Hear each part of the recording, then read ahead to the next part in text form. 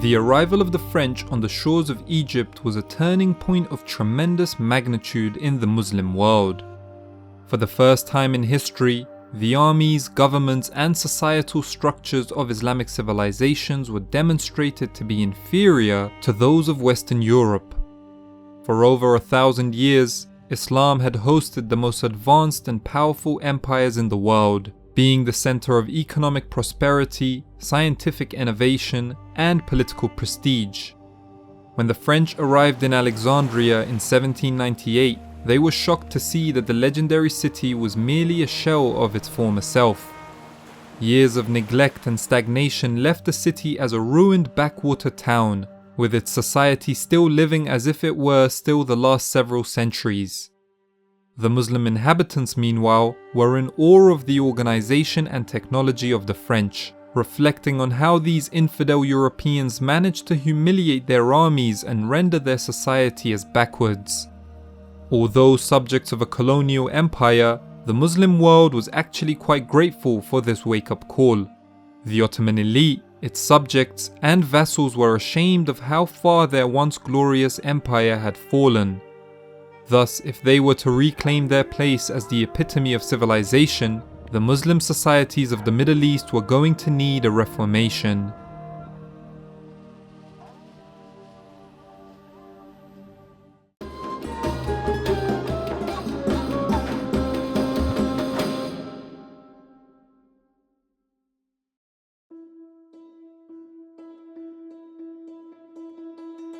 The French withdrawal from Egypt left in its wake a political crisis that drastically changed the course of Ottoman history. Despite the Ottoman armies recapturing Egypt, the territory would be under the rule of an Albanian mercenary unit known as the Bashibuzaks. Literally meaning crazy heads, the Bashibuzaks were loyal only to those who paid them for their services. Failing to compensate one of their toughest military units, the Egyptian Iyalat was overthrown by the Bashibuzaks in 1805. Replacing the Ottoman Pasha was an Albanian commander known as Muhammad Ali. During his first days in power, Muhammad Ali and his loyal army massacred the remaining Mamluk warlords and soldiers who had been in control of Egypt for over 600 years. Although a tyrant who ruled with an iron fist, the new Pasha was popular with the public as he attended to their financial needs and promised to bring about radical reforms to the Iyalat.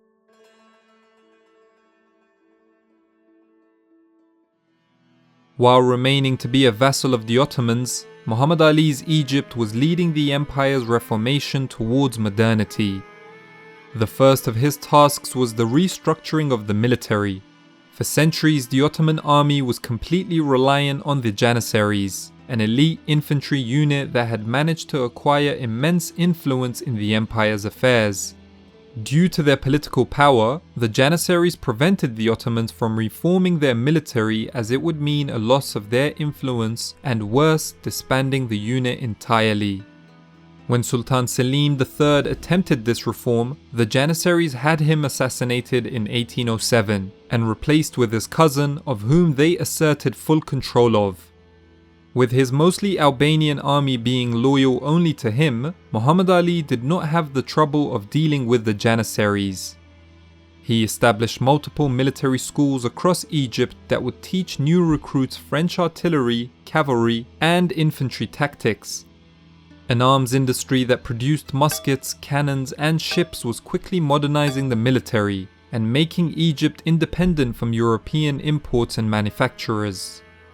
To fund this new army, Ali industrialized Egypt's economy, training Egyptian workers on how to manufacture, smelt metal, and produce materials that they once imported from Europe. Egypt's sugar, cotton, and rice production soared, with all export-orientated enterprises being owned by the state. The royal monopoly of Egypt's industries allowed Muhammad Ali to allocate funds towards the further development of the Iyalat's economy and military, making it one of, if not the most productive provinces in the Ottoman Empire. By 1830, Muhammad Ali's Egypt resembled a modern European state, not only with its material gains, but also with its judicial reforms. A Western-style penal code was established which allowed for the use of non-Sharia evidence to be used during a criminal trial. Religious minorities were granted protection under the law as equal citizens. Secular laws also came with secular educational establishments, of which both civilian men and women could participate in.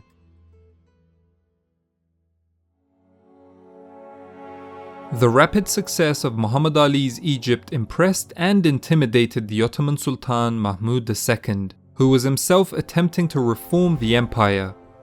As well as having to deal with the influence of the Janissaries, Mahmud's reign consisted of fending off Russian invasions, Saudi insurgents, and Balkan rebellions. Since the ineffective and corrupt Janissaries remained in charge of the army, Mahmud relied on Muhammad Ali's Egypt for protection against the empire's nationalist revolts. It would not be until 1826 that Mahmud was able to disband the Janissaries entirely and replace them with a more modern army. Despite this reform, the new army conscription was slow, with Muhammad Ali's army remaining to be the top military force of the empire. Realizing that the Ottomans were dependent on him, the Egyptian leader declared independence from the empire and invaded the Levant in 1831. Crushing the new infant Ottoman army, Muhammad Ali's forces were on pursuit to Constantinople with the intention of overthrowing the empire. His plans were stifled by the great European powers of Britain, France, and Russia, who pressured the Egyptians into signing a peace agreement with the Ottomans. Threatened by Muhammad Ali's rapid modernization, the Europeans believed that keeping a weak Ottoman puppet was more in their favor than an ever-industrializing Egypt. Thus, maintaining Egypt's subordination to the Ottomans was of crucial interest to the European powers. The treaty ensured Egypt's status as an Ottoman vassal, but it allowed for Muhammad Ali's authority to be expanded into the Levant. The Ottoman-Egyptian War demonstrated just how vulnerable the Ottoman Empire had become, and that reformation was not only a new way of life, but a means of survival. To achieve modernization, Mahmud attempted to make his empire as European as possible. He began by establishing a council of ministers to act as the executive and legislative body of the government. Although all members were more or less appointed by the Sultan, their opinions and arguments could be heard on a bill before the Sultan's approval, influencing the legislation of the empire similar to that of a parliament. Judicially, Mahmud was introducing secular and European laws into the courts, relaxing restrictions on alcohol, and codifying all citizens of the empire as equals regardless of religion. With an increasingly European government and judicial system, Mahmud also encouraged the adoption of European fashion and attire. Ottoman officials, servicemen, and civilians were all pressured to wear European-inspired clothing such as frock coats and bow ties. The traditional turban was restricted to be worn only in religious settings, while the simple fez became the official headwear of the military and high society. Interestingly, Ataturk's reforms almost a century later could be placed within the genealogy of late Ottoman reforms, which were driven by a desire to be more European-like.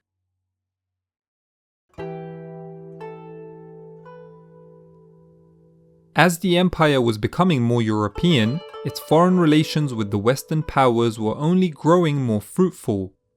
Mahmud invested a great deal into the empire's foreign affairs office, establishing permanent embassies across the European continent, and securing a very strong alliance with the British Crown. This alliance would come in handy in 1839 when Muhammad Ali would once again challenge Mahmud's authority. Passing from tuberculosis, Mahmud would be succeeded by his 16-year-old son Abdul-Majid. Being young and inexperienced, Abdul-Majid relied on the armies of Austria, Britain, and Russia for protection. The Second Ottoman-Egyptian War concluded with Abdul-Majid regaining authority over the Levant and the recognition of Muhammad Ali's dynasty as the legitimate rulers of the Egyptian Eyalet. With Egypt finally quelled, Abdul-Majid was now able to complete the reforms his father had initiated. In 1839, the young Sultan proclaimed the beginning of a Tanzimat era. Meaning reorganization, the Tanzimat reforms centered around changing Ottoman society into a more secular and modern one in the attempt to make the empire resemble its Western counterparts. In the years following Abdulmajid's proclamation, the Ottoman Empire would reorganize its criminal code and financial system to be more secular in practice. Banknotes, post offices, identity cards, and a national census would be introduced to the empire as a means of becoming a modern society. To ensure a more cohesive Ottoman society, the Tanzimat encouraged the policy called Ottomanism, which ensured the legal protection of all ethnic, linguistic, and religious groups in the empire as equal citizens. The Devshirme, which forcibly recruited young boys as slaves, was abolished. Abdulmajid's son and successor Abdulaziz would be the first sultan to visit Western Europe, consolidating a valuable alliance with both Britain and France. Across Anatolia and the Balkans, railway systems were connecting Ottoman cities. In Egypt, the Suez Canal opened, providing the ships in the Mediterranean passage to the Indian Ocean without having to travel around the entire African continent. Despite these radical state reforms, the Ottoman Empire continued to fall victim to a shrinking economy and divided public. Infected by nationalist revolts across its realm, the Ottomans were the sick man of Europe, an empire on the verge of demise. In spite of their efforts, the sultans continued to fail their subjects. Disgruntled by this incompetence, a coup d'etat would overthrow Abdulaziz in favor of his nephew Murad V. Murad had encouraged the establishment with a constitutional monarchy, but his mental and physical health proved counterproductive. Thus, he would be replaced by his half-brother Abdulhamid II. Within his first months as Sultan, Abdulhamid would see the establishment of the first ever Ottoman constitution and parliament. It was anticipated that becoming a more European government and allowing for general elections would quell nationalist fervour. The revolts, however, continued, and in 1878 Abdulhamid abolished the constitution and reinstated his rule as an absolute monarch. For the remainder of his reign, Abdulhamid would violently suppress the empire's dissidents and further indebt the empire to Western banks and governments. At this point, it was clear to observers that the Tanzimat was a failure. The goal of becoming more European in the hopes of achieving modernity and stability was only met with resistance and catastrophe. The reforms did improve public institutions and infrastructure, but the Ottoman Empire continued to decline nonetheless, and the public was losing ever more faith in the authority of the sultans. The Tanzimat may have failed to save the empire, but its impact on its imperial subjects was of monumental influence. Across the empire's vast and diverse realm, Enlightenment policies, philosophies, and technology inspired a new generation of intellectuals that advocated for their own brand of modernity. While the sultans were overseeing the political implementation of Enlightenment values, it was these new radical intellectuals that propagated the need for reformation. But just like their rulers, the intellectual class were stuck on how these reforms should be carried out. As time progressed, the question of reform was only evolving to be more complex. Reorganization was no longer just a matter of government restructuring, but also a question of national identity.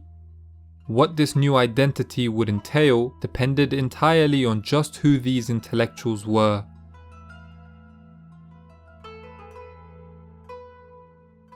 Thank you guys for watching. This video is the second of a series made in collaboration with the YouTuber Sultan Skinny, who wrote and researched the script.